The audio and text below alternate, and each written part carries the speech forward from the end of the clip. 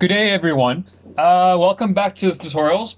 So instead of going into what the first year build was this term, I'm going to be adding on to the previous model and just showing you how to go into the warehouse, find a few items, bringing it in, rescaling them. And as you can see on screen, there are some helpful measurements that I'll be using for the items right now. So basically what I'm going to be doing with this current model is I'm going to be restructuring it to look like a set we had for one of the open days last year at the PE campus. For those of you who don't know what open days are, it's where prospective students come to visit the campus, and then they get introduced to different disciplines to show them basically what we're about. So it's a way for each discipline to show off their respective skill sets. So generally for production design, we do set builds. And this was from the, I want to say, the open day in May last year. So I'm going to be recreating it as best I can from memory. So what you'll see is we have some posters which we'll be putting up. So these I was generously lent by Miss Evans. Two posters. One were I already have those ported in. So you'll see that their measurements are 594 millimeters by 841 by 25. Let me just make alteration there. Okay. And yeah, then the curtain tracks for the archway and window. The archway I'll be showing you how to remake. And then a different variety of couch sizes. What I like to do is I generally like working in actual scale. So that when I'm creating the environment and then I recreate my furnishings and fittings, they're generally to scale for the real world, so that when I bring, for example, let's say a 3-seater couch into the set that I've built, it will take up the same amount of space as it does in the model, so that I'm not walking in with, let's say, three 3-seaters and my space can only hold 2 3-seaters. And then I have a problem. So that's generally why I like working to scale. And then we'll have a coffee table and then skirting. So like when it comes to set builds, adding in skirting and light switches and plug points just adds so much realism to the set. So that's what we're going to be doing. So now I'm just going to begin going into the model. So this is the one that we created last time. So what I'm going to be doing now is, for starters, you'll see a poster and a couch in the background. I'll get to that later. I'm just going to move this door out of the set. And now I'm going to keep this the same size.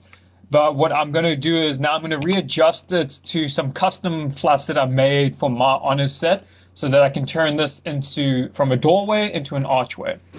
So what I'm going to do is first by separating these walls. As you'll remember, I went last time into just doing something similar to close up this gap for the door. Now what I'm going to be doing is just recreating that little path point so that I may make some adjustments to this wall. But firstly, I'm going to be separating these walls. But what I can do now, instead of deleting this, resizing these, what I will just do is I'm going to go, so what these archway side walls are going to be is 800 millimeters, which I did briefly mention this flat sizes in the last video. So I'll just make an 800 millimeter endpoint here and then create a guideline, so that what I can just do is go, okay, cool, push-pull tool, and then resize it. So for this particular format, you don't actually have to do this, because the archway height will be generally the same height as the doorway.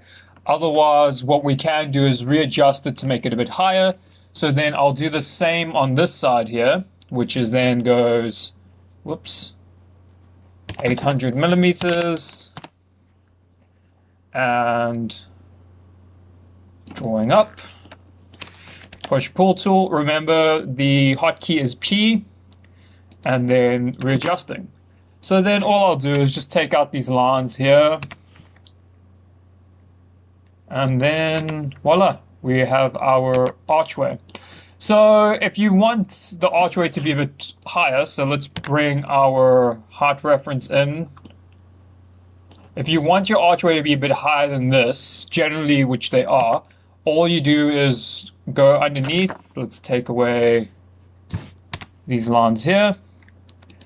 And let's have a little measurement. So we've got about 650 millimeters left to the ceiling. So let's make it, I'd say, an extra 300 millimeters higher. So go into your push-pull tool, and then just type in 300 millimeters, and then it'll push it there. So now we have ourselves a nice little archway. Whoops, sorry about that. And there you go. So we've got an archway that, let's say, leads into our lounge. So now we're looking at it, and what we're going to do now is, again, just draw a line so that we know where our cutoff point will be. So what we could also just do is add on another 800 millimeter flat, but for simplicity's sake, actually, yeah, let's do that. Let's extend our set a bit more. So let's go 800 millimeters. And let's delete that. And yeah, let's why not make it a bit more onto there. So just draw that up. And then we just connect these walls, and then there you go. So now we've got just a bit bigger of a lounge, but I wouldn't recommend going this big for a set. So as we covered in the last time. So we can just cut off at certain points here. So now what I'm going to show you is the paint tool. So this is great. It's a bit meh. So if you go into your toolbar and you find the paint bucket, you can see here I've got a wood texture. So if you go into this drop-down tool, the drop-down bar, you'll see there's a whole variety of different items. So you've got different textures such as asphalt and concrete, brick cladding and siding. I'm assuming you can follow with this. Then you get to your colors. What's great is you can also use gloss, metals, patterns, all a variety of different textures and items. So what I'm going to do is I'm just going to go into what's a great idea is when using colors, go to colors names. So that, as you can see, when you hover above the color, it'll give you the name. I'm going to go for a blue like I did in the recreation. So I'd go for about, let's say, a deep blue. Nope. It's a bit too bright for my taste working in this model. So let's go steel blue. Yeah, this is a little more accurate. So by using the steel blue, we got a nice, it's not too bright, not too much. Then what I'll say is, let's go, for those of you that remember walking in there, we used carpet because we didn't have vinyl flooring at the time. So we'll go into carpet fabrics. So let's go for suede blue. And then you can see that it's created. We used carpet squares, but for this model, I'll just be using the suede blue.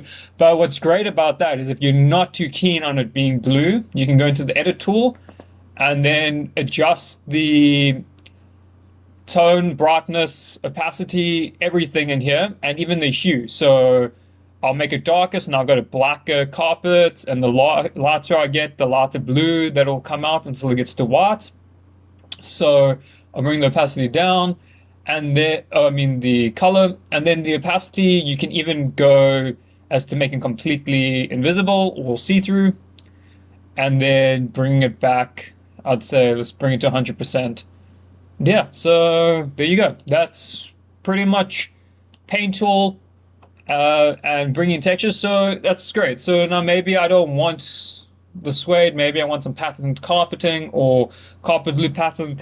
Throw that in there. That's cool. Carpet pattern. That's cool too. But I'm just going to stick with the plus charcoal. That's actually more accurate to what we used. So I'm actually going to keep with that. So then also, if maybe you want to throw in some, just for just for sake of mentioning, maybe you want wood flooring, toss that in there. Cool, there you go, a wood floor. So just remember that it'll go to any point that's not cut off. So I'm just going to go back to the carpets and use the carpet plus charcoal. There we go. So now what I'm going to also now show you is this looks pretty bland and barren. So I think it's time I show you how to use the 3D warehouse. So let me just go here quickly. Front, just so that you can get a front view there. So going into the 3D warehouse, as I mentioned last time, is okay, so I'm just gonna go to the home page.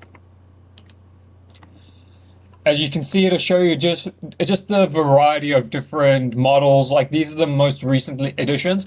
So for now, I'm just gonna go look for some curtains. And what's great is it'll come up with a different variety of curtains, some of them on tracks, some of them not.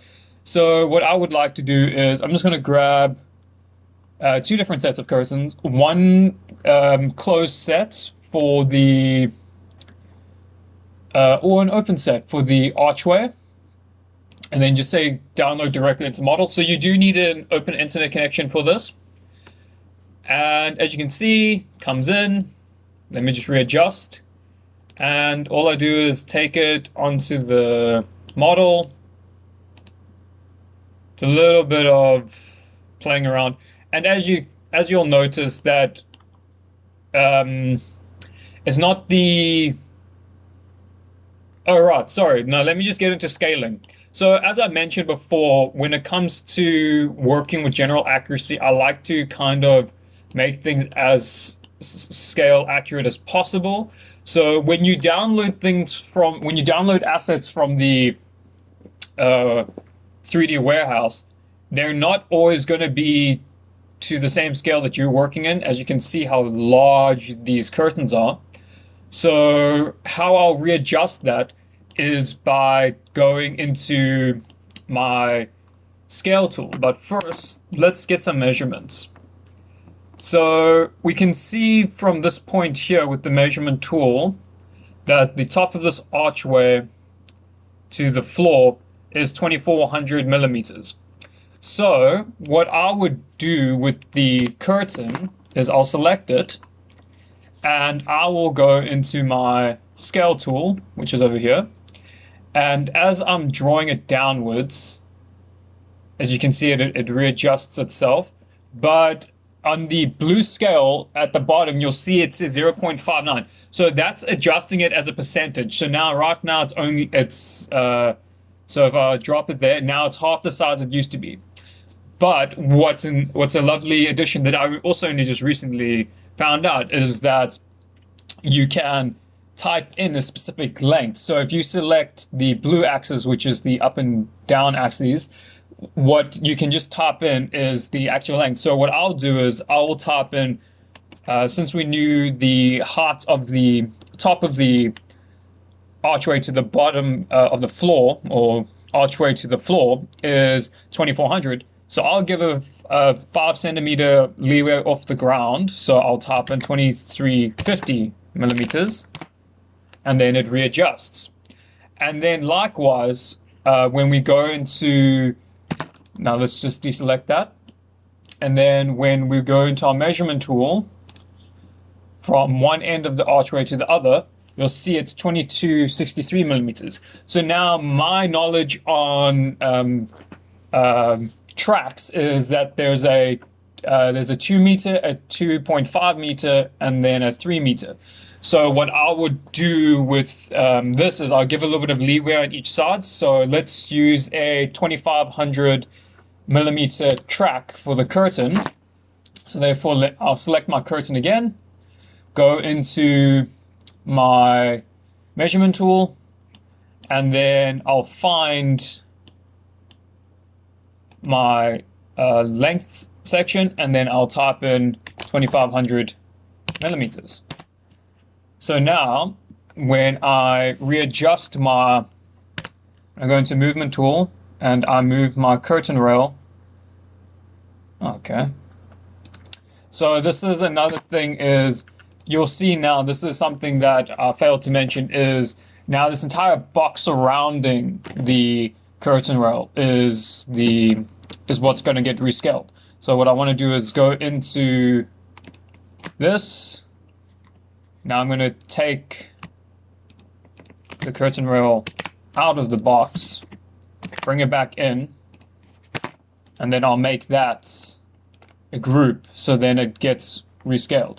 So now if I go into my scale tool, I can readjust it to 2500 millimeters, and then it does that. So now it's more accurate because our endpoint of the box now becomes the endpoint of this curtain track. So there you go.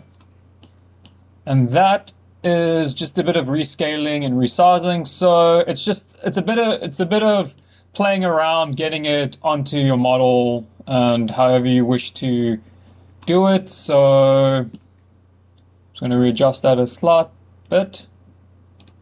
There you go. Now we have some curtains on our model, on our archway. So not everyone would do this, but I thought it was a fun little addition to make. And now what we're going to do is go back into the warehouse and get some curtains for our window.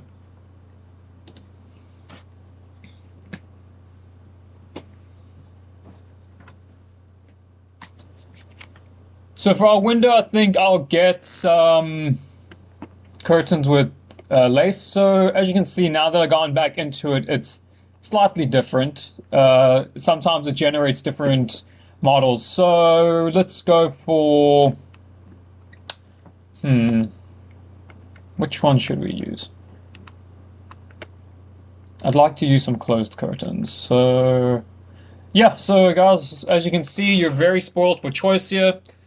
There's so many different models, so many generous and genius people who import these into it.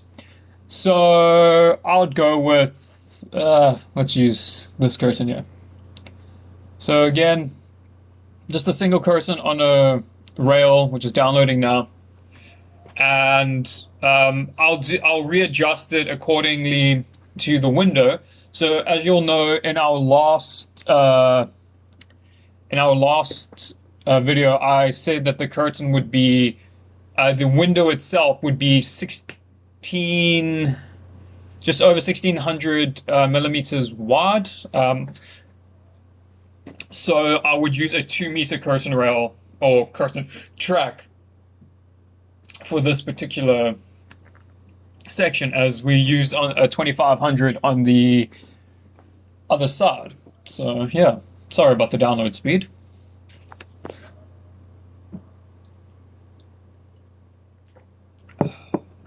Nice coffee right there.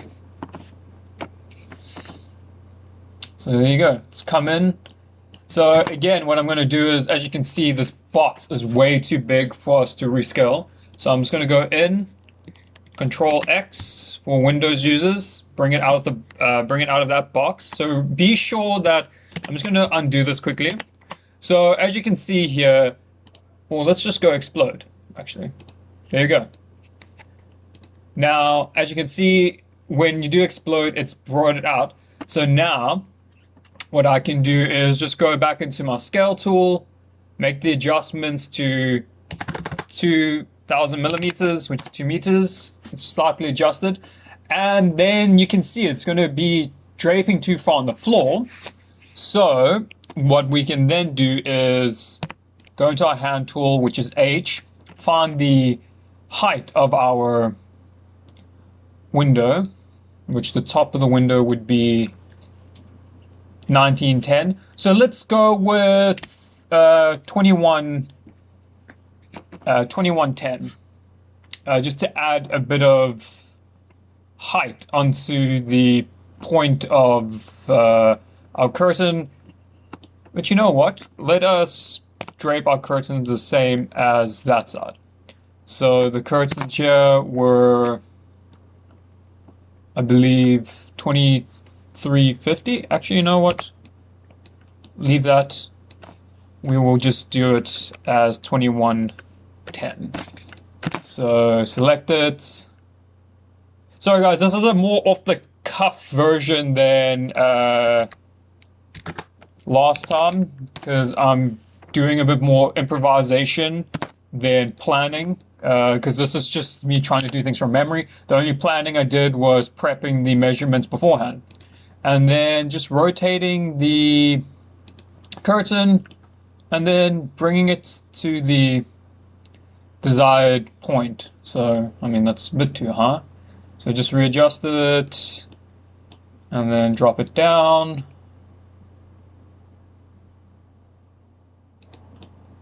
You don't want it on the floor and you don't want it too far above the curtain. So yeah, as you can see with SketchUp, it's a lot of playing around. And then drop it a bit down so that it's just above the floor.